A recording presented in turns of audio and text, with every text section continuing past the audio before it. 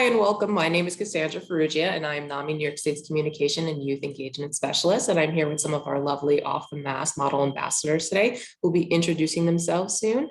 But first, let's talk about what is Off the Mask. So Off the Mask is, you can see here by this image, it's a night devoted to raising funds and mental health awareness to end the stigma around mental health, a fashion show featuring 20+ models, a silent auction, an art exhibit, and much, much more.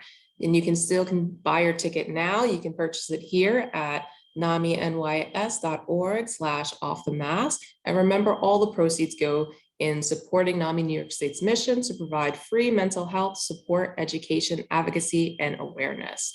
And now we'll have Railea go ahead and introduce yourself. Hi, my name's Railea. I'm a 24-year-old LPN.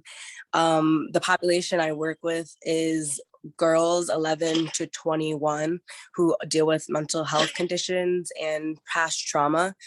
Me, myself, I also deal with a mental health condition, borderline personality disorder. So yeah, and I work in Mass, but I'm living in Albany, New York. Thanks so much. And now we'll have Rachel and Vinnie go ahead and introduce themselves. Hi, I'm Rachel Lauria. I live in Wells, New York in the Adirondack Mountains, and I work with the New York Council on Problem Gambling. And this is my son. Hi. Hi, I'm Vinnie Lauria. And how old are you? I'm 9 years old. I live in West New York. I'm modeling because my mom told me about it. All right, thank you so much. All right, so let's get started. So first, I wanted to ask you, Railea, what made you decide to walk in Off the Mask? First, I heard of NAMI as an organization, and I was just like, oh my God, I can't believe this exists. Like, just an organization that is completely geared toward the mental health community, people who deal with it, people who work for it, people who are trying to take the stigma off it. Basically just bettering everything to do with mental illness. So I loved that. And then I wanted to get more into just the organization of NAMI in general. That's when I seen the first event in my area was the Off the Mask event. And I also want to get into modeling and I love fashion. So I just figured it was the perfect thing to get into, kind of like being a mental health advocate. Great, thank you so much. And I know you said you're living with a mental health condition. Can you tell us a little bit more about your journey to recovery? Yes. I was diagnosed when I was 19. I'm 24 now, like 19 turning 20. It's still been just a roller coaster. And I think the quicker that I came to grips with that is part of recovery, the roller coaster ride and kind of going the ebbs and the flows with everything and fully accepting myself through each stage of recovery has been making it a lot more graceful. So everything's been going really well. I feel so proud of myself because throughout recovery, I became a nurse at 20 years old and I'm still a nurse for mental health. So I just want to keep recovering and basically get more into that field and do as much as I can for especially the youth in that situation, because I know for me, that's when recovery, I guess, was the hardest because I didn't really know much about what was going on. And there's already so much happening as you're growing up. You don't really think, oh, this is a mental illness, you know what I mean? Because it could be so many other things. So I definitely just want to be there for youth throughout this and kind of share my recovery story with them. Thank you. Thank you so much for sharing that. And it's so brave. And that's what Off the Mask really is all about, sharing our stories, letting people know that they're not alone. And having you say that, I'm sure there's lots of people out there, a lot of young adults who see you and think, now I can share my story and I can become a nurse. I can become, whatever it is that I'm hoping to become because I can accept myself, like you were saying. So that's really beautiful. Thank you so much. So now let's go over to Rachel and Vinnie. So Rachel, can you tell us a little bit about your work over at Problem Gambling? Sure, and I'll tell you how my work at the New York Council on Problem Gambling is connected to NAMI and to mental health too. So I first learned about NAMI and got to meet some of the wonderful folks at New York State NAMI during Problem Gambling Awareness Month, which is in the month of March, when we were partnering to work on some projects and some webinars together, because problem gambling is a mental health disorder. So that really got me learning about NAMI. And when we talk about problem gambling or gambling disorders, really what the mental health disorder is, but problem gambling is anything that could be causing problems that might not necessarily meet that full diagnostic criteria, but we still make services available for people to try and prevent further illness. But one of the things that I think is really important with the connection between other mental illnesses and gambling disorder is that so many people with gambling disorder also have co-occurring other mental health disorders, most often anxiety and depression. And it's, for me, generally speaking, it's one of those things like, what came first, the chicken or the egg here? Is the anxiety and depression a result of, is it brought on by the gambling disorder, or is the gambling disorder brought on as a way to cope with anxiety or depression? And I think it can go either way depending on the person. So to me, there's always been a really strong connection between mental health, mental illness, and problem gambling. So I wanted to bring that up to NAMI. I know NAMI's talked about problem gambling as a mental health disorder a little bit, and to just keep that on people's radar, that all addictions, but especially to highlight gambling disorder. And I think Off the Mask is so perfectly timed, being in September, which is Recovery Month. So not only through this event are we raising awareness and raising money for services, but we're also really promoting that recovery is real and possible. And I think that's super exciting. Yeah, thank you so much. And like you were saying, they're coexisting disorders, and we really have to start thinking about people as a whole and all the different ways these things intersect, and how we can really have mental wellness, because we all have mental health. There was something else you said. So it's Recovery Awareness Month. It's also Suicide Prevention Month. And yesterday was International Overdose Prevention Day. So there's just so much going on right now, so much with working to save people's lives from preventable disorders. So, working on getting people the help, getting people the support. So it's such important work. Thank you so much. Yeah, I'm glad you mentioned, Cass, suicide, because you're right, it is also Suicide Prevention Month. And of all the addictions, gambling disorder has the highest rate of people with suicidal ideations and also completions and attempts. So it's a great time to be talking about problem gambling as a mental illness. Right, and that's what this is all about, talking about it, making sure that we're having these conversations and spreading education and support. So let's go back to, well, Vinnie, why don't you tell us a little bit more about yourself? I know that you are interested in sports and music and art and writing. Can you tell us how that helps your mental health? Like when I color and stuff, that helps me calm down. And when I'm bored, I'll play my instrument or color. Like playing sports with my brother and my mom. I find it fun because I'm outside and doing stuff with my family members. Great, thank you. I love coloring too. I don't know if you can see this corner of my apartment has a bunch of crafts here. So I have adult coloring books. I have my ukulele. What instrument do you play? The saxophone. Oh, that's really cool. Yeah, maybe at Off the Mass you can break it out.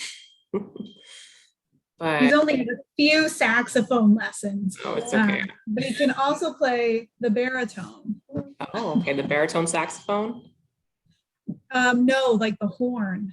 Oh, the horn. Oh, that's really Yes, cool. it's a huge instrument. Yeah. And he's a little kid. Yeah, that's nice.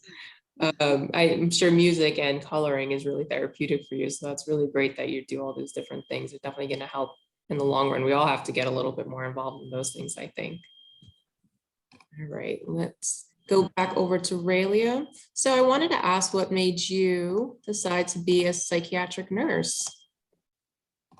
Is it, I oh, go ahead. I want to be a nurse since I was really small. Like my parents got me a toy that said like doctor's kit, and I was like, what? I want a nurse's kit. So it started there, and then as time went on, I first thought I wanted to be a nurse with babies. Then I dealt with a lot of deaths in my dealt with a lot of deaths in my life, and going through that, I seen a lot of hospice nurses and seeing how they affected not only my family member that was passing, but my whole family, how they were there for us and just completely supported us. I was like, that is powerful, and people really need nurses in this time of their life. And I was inspired and wanted to be a hospice nurse. But then once I graduated, I found out about Hillcrest Educational Centers, which is where I work. And I was so interested in what they do and their mission, for basically youth that, like I said, deal with trauma as well as autistic youth. And we have a couple campuses. So I went kind of toward that route and completely fell in love, like with the whole population of it. Like I can't get enough. Even I moved to New York 2 years ago, and I'm still making the commute to Mass because I'm in love with the population. They teach you so much about yourself. We all deal with something, you know what I mean? Like depression, anxiety, schizophrenia, you know what I mean? And so being there, I think they helped me, honestly, and they inspire me to just keep going. And I guess like hearing the same thing from them just goes to show that, I don't know, it's just a really breathtaking experience that we're both on kind of two different sides of the spectrum, but we're both helping each other, meaning the patients and me. So yeah, I'd say I kind of just fell into it, and then I fell in love with it, and now I don't want to leave. Like I just want to get deeper into psych. No, that's great. And thinking about, what kind of health care providers we want people who are passionate, who we can relate to, who are willing to share their stories and connect with us and see us more than just a patient, right? So that's really, I'm sure everyone out there is really glad to hear that there's people out there like you who's doing this great work. Thank you. And I know you mentioned community. I know that Rachel mentioned how much community has helped her and connectedness. You want to tell us a little bit more about that? I'd love to, Cass. So I live in a really small community. So like it or not, you are constantly connected and involved with community. So for me, that's something that I've really embraced, and being a part of my community. I do, different things in my community I try to get to be a part of. But not just being a part of the events, but knowing the people that are there. I am one of those people that if you say that like generic greeting, like, hey, how are you? I really answer that question in a true fashion. Most of the time I try not to give the standard answer, like I'm good or I'm busy, and like keep those as badges of honor, but to be vulnerable with these people that I'm trying to build and keep connected to, and really answer their question, like, oh, I'm feeling really stressed about this, or I'm really excited about this, or like, I had this success, or I'm struggling. and really answer that question. And I think that really helps build and maintain the connections that I have with people, especially people in my community, but also, you know, people that I work with, and just friends that are not necessarily inside my physical community. And one of the other things that I do in my family, so I have 4 kids, and Vinnie is the oldest. He forgot he just had a birthday. He said he was 9, but he turned 10 a few days ago. But we talk about mental health. I don't usually label it as talking about mental health, but we talk about feelings, and like if something's happening and somebody's like having a big emotion or reaction, we talk about it and process it, and like it's okay, and talk about how it's okay to feel those feelings. It's about like what you do with it. So if Vinny's mad at his brother, it's okay to be mad at your brother, but it's not okay to, you know, hit him, or, you know, or all those other things that siblings do. But really talking about it, and, you know, like if you're having a sad day and you don't know why, it's okay. Like, be sad for a little bit. Don't stay in that sadness, you know, like you can lay down for a little while, be sad, and then in a little while, I'm going to come get you, and we're going to do one of those things that, you know, can like bring you up, like coloring or going outside and playing a sport. And some of those things. So I think talking about health and mental health are super important. I know in my house, my kids are all really familiar with diabetes, because I have diabetes. I have type 1 diabetes. So we use that as a comparison, you know, because mental health is health, and taking care of my diabetes and my mental health are the same. And there are things that I can do to improve both of them, and there are things that I can do that make them a lot worse. And like we can all help each other with that, like within our house and within our community. So I think making connections with people is so important for everybody's health.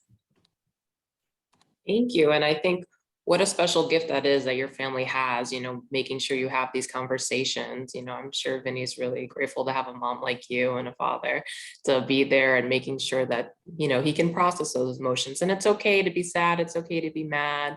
And we can talk about those things. And I really like what you said about how you're the kind of person who says, hi, how are you? And goes into detail, because I think that once we're willing to open up and disclose information about ourselves, you'll see that the person that you're speaking to is willing to do the same thing. And we can connect so much easier than we think we can sometimes. So that's really special. Thank you.